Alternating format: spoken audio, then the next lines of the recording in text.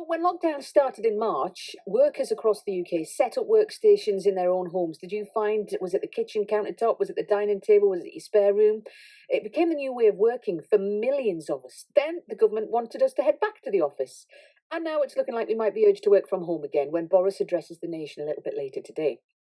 Well, if offices are closed again, how's that going to change life, not only in our homes, but in our towns and cities as we head into the future? Chris Fraser is the MD of Aspire Tech Solutions in Gateshead.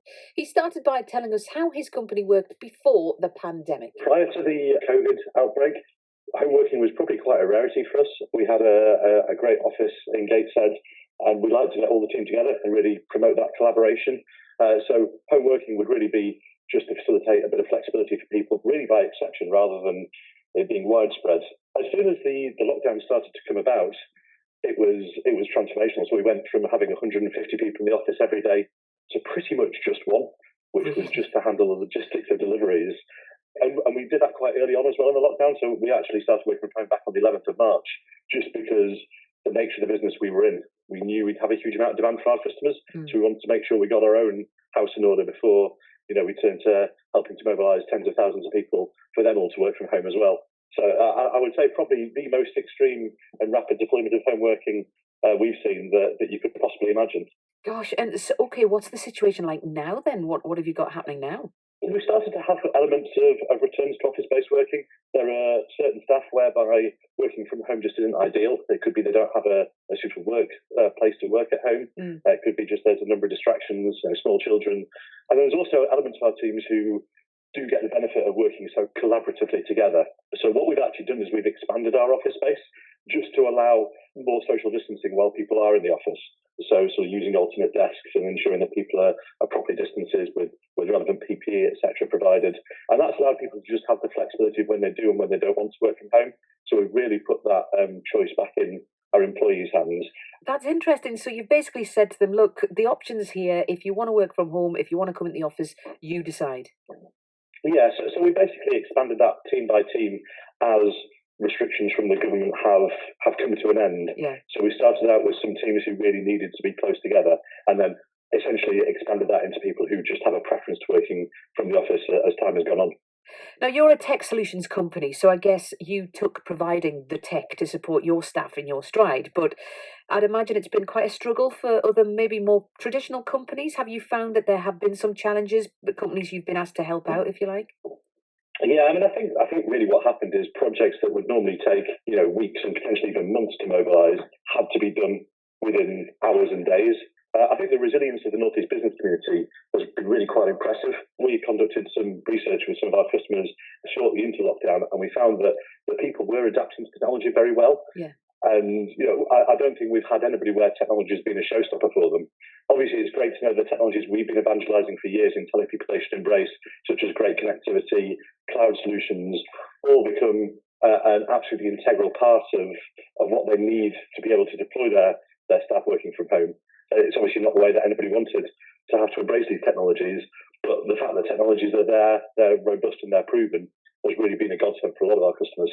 Because we have heard people in more remote areas in the North East talk in the past about a lack of broadband capacity and reliability, and obviously that makes working from home in, let's say, parts of Northumberland or maybe Durham quite difficult. Do you think that's something that has been or will be forced to change now?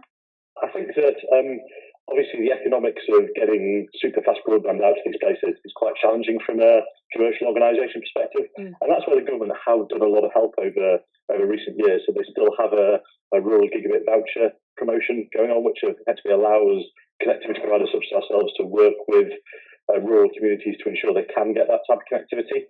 The reality is that we've seen an absolute explosion in things like video calling and some of these applications, which are great for working from home, but just put such huge demands on the connectivity that people require. Yeah. It's all well and good having offices and central locations, but if people are working from home and they're going to be for a long time, then the connectivity into the house becomes absolutely key. Of course, yeah. And there is talk of a lot of workers wanting to move out of towns and cities, somewhere maybe a little more rural if they don't have to go into the office, and a boom in the housing market. Do you think that this is something that actually could and will happen practically? I think that undoubtedly this is just a huge step change for the huge economy. I don't think we will ever see a return to the point where all of our staff are just in the office all of the time. I think it's really about empowering people to be flexible.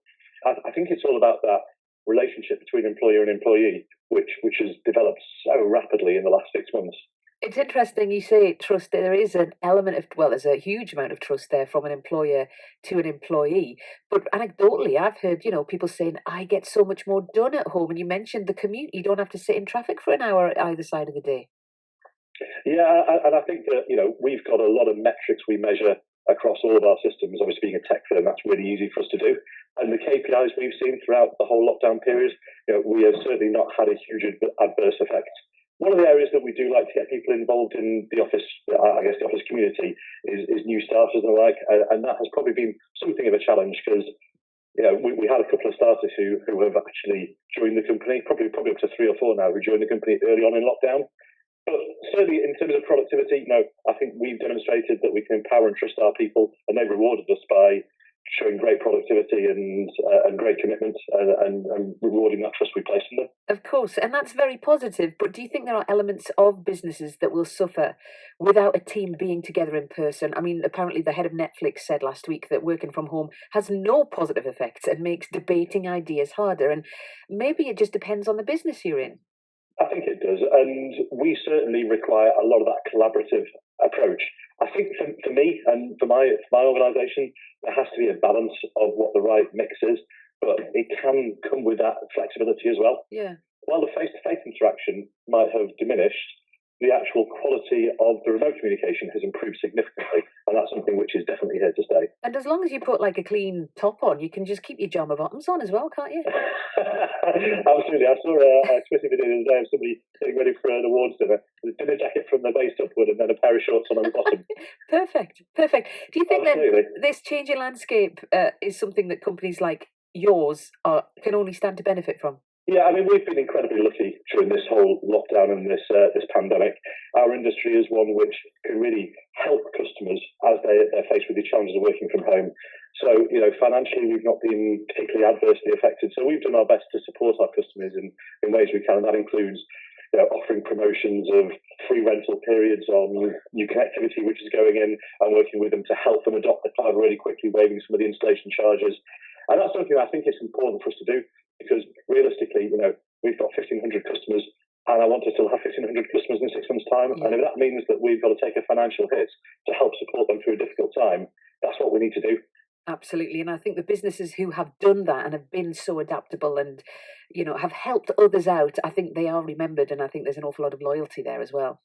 Yeah, and we've had some great feedback from our customers as to the support we've given them. I mean, certainly, during the first couple of weeks of lockdown, there's a lot of things that traditionally might have become a chargeable exercise or something, and we've done a lot of those for free just because, for me, it's a sense of pulling together, and we are all in this together. And we've had great feedback from our customers for that. And it's taken probably a few months for all that to filter back, and they're now coming to us and saying, look, we recognise now what an amazing job you did for us during the first few weeks of the pandemic, and it's really appreciated. I think the loyalty we will get will be long-lived. And that's Chris Fraser, the MD of Aspire Tech Solutions in Gateshead.